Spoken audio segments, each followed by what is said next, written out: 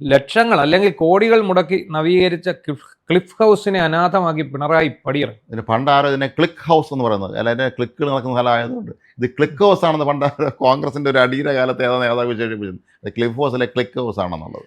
പക്ഷേ എന്ത് വലിയ ഒരു പഞ്ചനക്ഷത്ര ഹോട്ടലിന് സമാനമായ സൗകര്യങ്ങളുള്ള ഒരു സ്ഥലം. ശരിക്കും പറഞ്ഞാൽ ഇത് രസകരമാണ് ഇതിൻ്റെ ചരിത്രം. പണ്ട് ക്ലിഫ് ഹൗസ് ഒരു വൃത്തിമനയൊന്നുമില്ലാത്ത ഒരു വലിയ കൊട്ടാരം പഴയ ഇത് തന്നെയായിരുന്നു.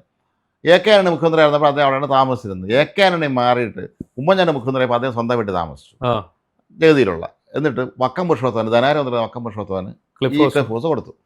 വക്കം പുരുഷോത്തമൻ ഇതിനെ അങ്ങ് ഒന്ന് മോഡിഫൈ ചെയ്ത് കംപ്ലീറ്റിൻ്റെ രൂപം മാറി.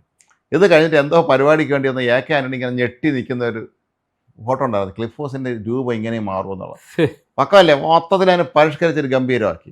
അന്ന് നമ്മുടെ നാട്ടിലെ പ്രതിപക്ഷം അതിനെ കളിയാക്കിയിരുന്നു, ഈ പിണറായിയുടെ അനുയായികൾ. അതേസമയം പിണറായി വന്നപ്പോൾ വക്കം പുരുഷോത്തമന് സ്വപ്നം കാണാൻ പോലും കഴിയാത്ത തരത്തിലുള്ള രീതിയിലേക്ക് അതിനെ മൊത്തം മാറ്റുകയും ചെയ്തു. ഇതിനകത്ത് ശരിക്കും ആദ്യമായിട്ടൊരു നവീകരണം നടത്തി എനിക്ക് കെ കരുണാകരൻ മുഖ്യമന്ത്രിയായി. ഇല്ല, അന്ന് നീന്തൽക്കുളം വെച്ചതേ ഉള്ളൂ. നീന്തൽക്കുളം കെട്ടിടം നവീകരിച്ചിട്ടില്ല. കെട്ടിടം അത് തന്നെ അഡീഷണൽ ആയിട്ട് വന്ന നീന്തൽക്കുളം. നീന്തൽക്കുളം വെക്കുന്നതിനെതിരെ എന്തോ സമരവും ബഹളവും. ഞാനാര് പറഞ്ഞു ഞങ്ങളെ സർക്കാർ വരുമ്പോൾ എൻ്റെ പട്ടി ഇറക്കി കുളിപ്പിക്കുമെന്ന് പറഞ്ഞാൽ. അതെ, അതിനകത്ത് ശരിക്കും അദ്ദേഹത്തിന് കാർ അപകടത്തിനെ തുടർന്ന് അമേരിക്കയിലെ ചികിത്സ കഴിഞ്ഞ് വന്നപ്പോഴാണ് ചൂടുവെള്ളത്തിൽ നീന്തണമെന്ന് പറഞ്ഞു. അങ്ങനെ ചൂടുവെള്ളവും തണുത്ത വെള്ളവും കിട്ടുന്ന നീന്തൽക്കുളമാണ്. ആ നീന്തൽക്കുളം തന്നെ ഇപ്പോഴും ഉള്ളത്, ചെറിയ മാറ്റം വരുത്തിയുള്ളൂ. പിണറായിയുടെ കാലത്താണ് ലിഫ്റ്റ് വെക്കുന്നത്. ഒരു നില കയറാൻ ലിഫ്റ്റ്, കാരണം അദ്ദേഹത്തിന് നടന്ന് കയറാൻ സാധിക്കില്ല. അതുകൊണ്ട് ഒരു നില കയറാൻ ലിഫ്റ്റ്. പിന്നെ 35 ലക്ഷം പശുത്തൊഴുത്തുണ്ടാക്കി. എന്നിട്ട് ഈ KLD ബോർഡിൽ നിന്നാന്ന് തോന്നുന്നു വിവിധ ലൈഫ് സ്റ്റോക്ക് ഡെവലപ്മെന്റ് ബോർഡിൽ നിന്ന് വലിയ പശുക്കളെ കൊണ്ടുവന്നു. അതെ, 6-7 പശുക്കളെ കൊണ്ടുവന്നു. അപ്പൊ ആ പശുക്കളെ, പിന്നെ ഇത് കൂടാതെ അദ്ദേഹത്തിന് ഒരു പട്ടിയുണ്ട്, ഒരു ലാബ്രഡോർ. ഇന്റർവ്യൂവിൽ കണ്ടിരുന്നല്ലോ, ഒരു റോബിൻ.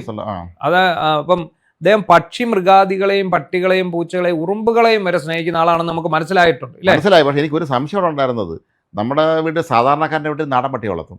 ഈ പട്ടിയുടെ വില എത്രയാണെന്ന് അദ്ദേഹം അന്വേഷിച്ചു നോക്കുന്നു. അദ്ദേഹത്തിൻ്റെ വീട്ടിലുണ്ട്, അദ്ദേഹം അന്ന് പിടിച്ചുകൊണ്ടുവന്ന കറുത്ത നിറത്തിലുള്ള വലിയ സിംഹം പോലെ ഇരിക്കുന്ന പട്ടിക്ക് നല്ല വിലയൊക്കെയാണ്.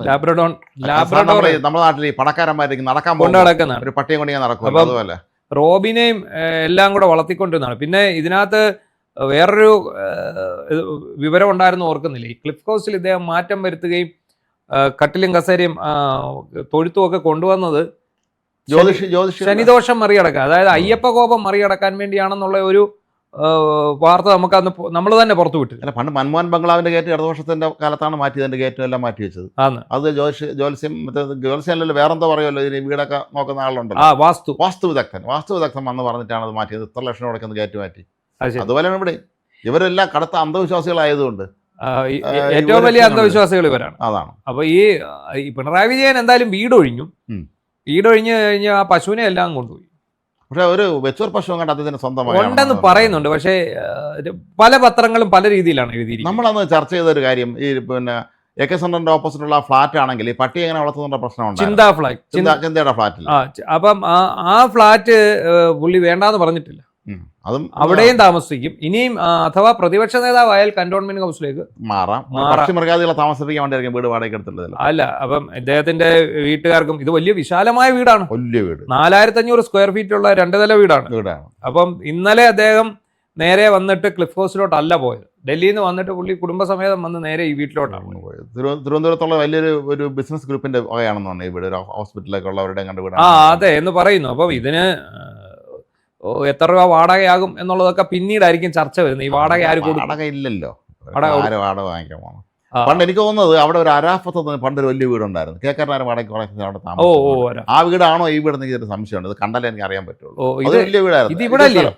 ബേക്കറി ജംഗ്ഷനിൽ നമ്മൾ റിസർവ് ബാങ്കിനോട് ചേർന്ന് വത്സര നഴ്സിംഗ് ഹോമിൽ പോകുന്ന വഴിയിൽ ഇടതുവശത്തുള്ള ആ വീടായിരിക്കുമോ ഇതെന്ന് എനിക്കറിയില്ല. അതൊരു വലിയ വീടായിരുന്നു, അസാമാന്യ വലിപ്പമുള്ള വീടായിരുന്നു. ചിലപ്പോൾ അത് തന്നെ ആയിരിക്കാം. സാറിന് താമസിക്കാൻ പറ്റില്ലല്ലോ. 6 വണ്ടിക്ക് വരെ പാർക്ക് ചെയ്യാം. നമ്മുടെ തിരുവനന്തപുരം നഗരത്തിൽ അറിയാമല്ലോ, ഒരു വീട്, ഞാനൊക്കെ ഇവിടെ വന്നിട്ട് വീട് നോക്കി പോയിട്ട് നമ്മൾ രണ്ടും കൂടെ പോയി എവിടെയൊക്കെ അന്വേഷിച്ച് പോയി, എവിടെ എങ്ങനെ പോകുന്നത്. നമ്മളൊരു കാറും കൊണ്ട് ഇറങ്ങിക്കഴിഞ്ഞാൽ അങ്ങോട്ടും ഇങ്ങോട്ടും തിരിയാൻ പറ്റില്ല. എതിരെ ഒരു വണ്ടി വന്നാൽ നമ്മൾ പോയത്രയും ദൂരം റോഡ് പോകണം. ഊട് വഴി ഈ വാഹന പാർക്കിങ്ങും വിശാലമായ പാർക്കിങ്ങും ഒന്നുമില്ല. ഒന്നുമില്ലാത്ത സ്ഥലങ്ങളിലുള്ള അങ്ങനെ ഉള്ളപ്പോഴാണ് നഗര മധ്യത്തിൽ 4500 സ്ക്വയർ ഫീറ്റ് 6-7 വാഹനം മറിക്കുക, എത്ര രൂപ റെന്റ് കൊടുക്കേണ്ട ഒരു ഈ സ്ഥലമാണ്. ആഡംബരത്തിൽ 10 വർഷം താമസിച്ച ഒരാളല്ലേ അദ്ദേഹം. 5 നക്ഷത്ര ഹോട്ടൽ, 7 നക്ഷത്ര ഹോട്ടലിലൊക്കെ താമസിക്കുന്ന ഒരാൾ പിന്നെ സാറിനുണ്ട് താമസിക്കും. അല്ല, ഇതിനകത്ത് വേറെ കാര്യമുണ്ട്. ഇതിനകത്ത് പിണറായിയുടെ ആരോഗ്യം കൂടെ നോക്കത്തക്ക രീതിയിലുള്ള വീടാണ് അവരെടുത്തിരിക്കുന്നത്. ഇദ്ദേഹത്തിന് പ്രഭാത സവാരി വീട്ടുവളപ്പിൽ തന്നെ നടത്തണം. അത്രയും വലിയ വീടല്ലേ? അത്രയും വലിയ വീടാണ്. മാത്രമല്ല അത്രയും വിശാലമായിട്ടുള്ള മുറ്റവും കാർ പാർക്കിംഗ് ഏരിയ എല്ലാം ഉണ്ട്. പുള്ളി ഇറങ്ങി നടക്കുകയാണെങ്കിൽ 4 ഗൺമാന്മാരെ 4 വഴിക്ക് നിർത്തേണ്ടി വരും. അതിനേക്കാളും നല്ല വീട്ടിന് മുറ്റത്ത് നടക്കുന്നതായിരിക്കും. പിന്നെ അദ്ദേഹത്തിന് പട്ടിയെ അഴിച്ചു വിടണം. പട്ടി അഴിച്ചു വിടണം. പിന്നെ ഒരു പശുവിനെ കൊണ്ടുവന്നിട്ടുണ്ടെന്ന് പറയുന്നു. പശുവിനെ വിട്ടൊരു കളിയില്ല. കാരണം ഈ അന്തംകമ്മികളെല്ലാം സഹാക്കന്മാരെ ചാണക സംഖ്യ എന്നും പറഞ്ഞ് വിളിച്ച് പശു വളർത്തലിന് ഏതാണ്ട് ഒരു മോശം തൊഴിലെന്നുള്ള രീതിയിലൊക്കെ സംസാരിക്കുന്ന ആൾക്കാരാണ്. പിണറായി ഗോമാതാവാണത്. ജോലിസ്യം കൊണ്ടുവന്നായിരിക്കും. പിണറായി ജോലി ചോദിക്കും, പശു എവിടെ നിൽക്കും, ജോലിസിനെ കൊണ്ടുവന്നാണ് വീടിന്റെ ഇതൊക്കെ നോക്കിക്കാണ്, വാസ്തു നോക്കിക്കാണ്. പിന്നെ ഒരു കാര്യം ഇതിനകത്ത് നമുക്ക് പറയാനുള്ളത്, പിണറായി താമസം മാറിയത് അദ്ദേഹത്തിന്റെ വ്യക്തിപരമായ കാര്യമാണ്.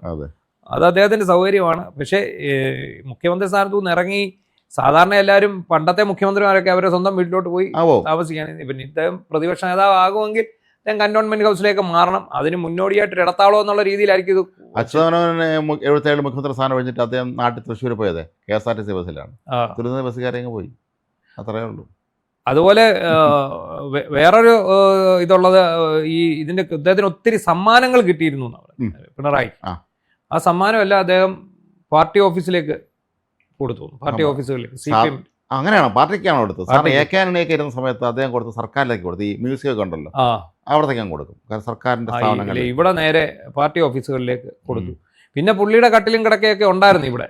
അതെല്ലാം തൂത്തുവാരിയാണ് പോയിരിക്കുന്നത്. എന്തായാലും പിണറായി പ്രതിപക്ഷ നേതാവ് ആകുമോ ഇല്ലയോ എന്നുള്ള കാര്യത്തിൽ ചർച്ച നടക്കുന്നതേ ഉള്ളൂ. അതിനെക്കുറിച്ചുള്ള തീരുമാനമൊന്നും വന്നിട്ടില്ല. അപ്പോൾ സംസ്ഥാന നേതൃയോഗങ്ങൾ തുടങ്ങുകയാണ്. സംസ്ഥാന നേതൃയോഗം തുടങ്ങുകയാണ്. അപ്പം എന്തായാലും പിണറായിയുടെ ക്ലിഫ് ഹൗസ് വിട്ടിട്ടുള്ള ആ ഒരു മാറ്റത്തെ വളരെ ശ്രദ്ധയോടെയാണ് ഇന്ന് മാധ്യമങ്ങൾ കവർ ചെയ്യുന്നത്. എല്ലാവരും 1-ാം പേജിൽ തന്നെയാണ് വാർത്ത കവർ ചെയ്തിട്ടുണ്ട്. പിണറായി വിജയൻ ക്ലിഫ് ഹൗസ് ഉപേക്ഷിച്ചു എന്നുള്ള വാർത്ത 1-ാം പേജിലേക്ക് തന്നെ. പക്ഷേ ഇതെല്ലാം കണ്ടിട്ട് ഈ സൈബർ സഖാക്കൾ കുരുപൊട്ടിയിരിക്കുക. എന്താണെന്നറിയാം, ഇതൊക്കെ അങ്ങ് വാർത്തയാകുകയാണ്. ഈ വാർത്തയെ എങ്ങനെ പ്രതിരോധിക്കണമെന്ന് ഇവർക്ക് കഴിയില്ല. പിന്നെ അവരെ കയറി പിടിക്കാൻ പറ്റിയ സംഗതി ഈ മുഖ്യമന്ത്രിയെ തീരുമാനിച്ചിട്ടില്ലല്ലോ. അല്ല, അതിൽ കയറി പിടിച്ചാൽ നിൽക്കും. മാത്രമല്ല പല കോൺഗ്രസിന്റെയൊക്കെ MLA പല സ്ഥലത്തും തടഞ്ഞു നിർത്തും എന്ന് പറയുന്നുണ്ട് നാട്ടുകാരെ. ഇവർ തന്നെ ആയിരിക്കും മിക്കാറും, ഈ അന്തകമ്മികളായിരിക്കും മിക്കാറും, ഈ കോൺഗ്രസ്സുകാരായിരിക്കാൻ സാധ്യതയില്ല. എവിടെടാ മുഖ്യമന്ത്രി എന്ന് വെച്ചിട്ട് ഇലക്ഷൻ കഴിച്ച ഇന്നലെ ഒരാഴ്ച കഴിഞ്ഞില്ലേ, 8-9 ദിവസമായില്ലേ. എന്തായാലും പിണറായി വിജയന്റെ താമസം മാറ്റമാണ് ഇന്നത്തെ പ്രധാനപ്പെട്ട വാർത്തകളിൽ ഒന്ന്.